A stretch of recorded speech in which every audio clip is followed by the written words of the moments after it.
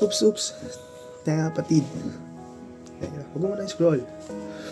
Kung di ka pa nakapagbasa ng iyong Bible ngayong araw na ito, ako na ang bahala magbasa para sa iyo. Sabi sa Lucas chapter 10 verse 16, ang nakikinig sa inyo ay sa akin nakikinig. Ang nagtatakwil sa inyo ay nagtatakwil sa akin. At ang nagtatakwil sa akin ay nagtatakwil sa nagsugo sa akin. Dito pinaliwanag ni Jesus na kapag tayo ay nagsasalita tungkol sa Kanya, ito hindi nanggagaling sa sarili nating karunungan o opinyon lang natin.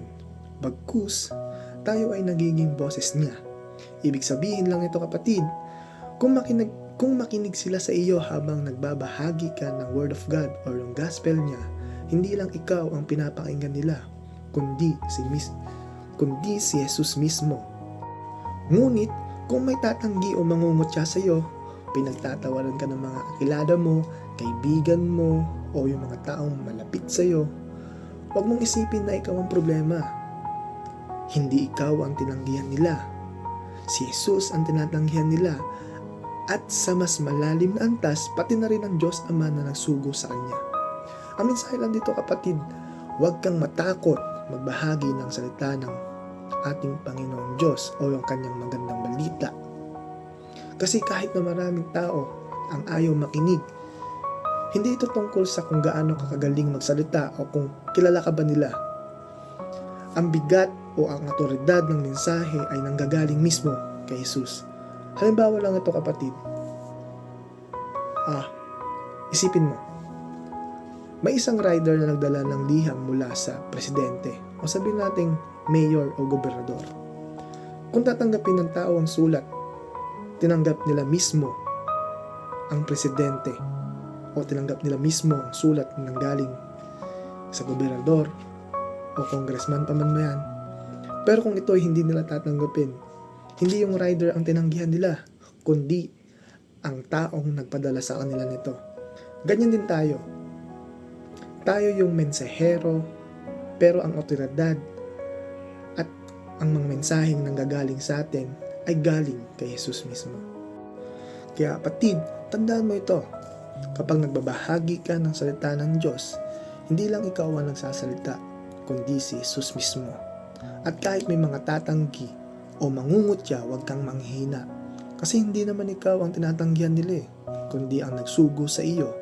At ngayon, kapatid, kung gusto mo magkaroon ng tapang at lakas na magpatuloy at sumunod at magsalita para sa ating Panginoon Diyos, samahan mo ako kapatid, manalangin.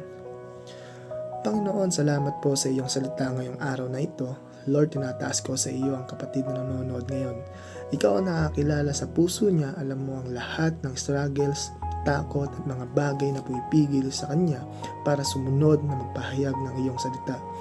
Pero Lord, naniniwala ako na hindi aksidente na marinig niya ito ngayon. Ito ay paalala sa bawat pagtanggap at pagtanggin sa mensahe ng iyong salita ay pagtanggap o pagtanggi rin sa iyo.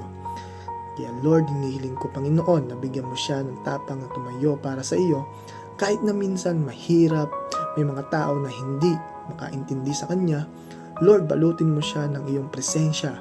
Palakasin mo siya tuwing nakakaramdam ng panghihina. Ipaalala mo sa kanya, Panginoon, na ikaw ang nagsabi, kung tinatanggap ka nila, tinatanggap din nila ako. Kaya hindi siya nag-iisa.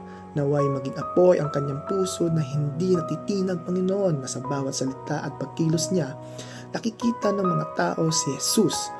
Gawin mo siyang liwanag sa kanyang pamilya, inspirasyon sa kanyang mga kaibigan, at saksi ng iyong kabutihan sa lahat na nakakarinig.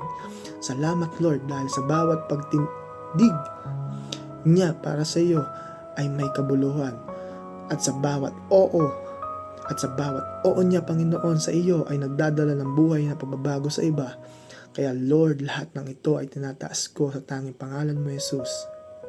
Amen and amen and amen. God bless sa iyo kapatid. Huwag kang matakot, huwag kang matinag. Magpatuloy ka.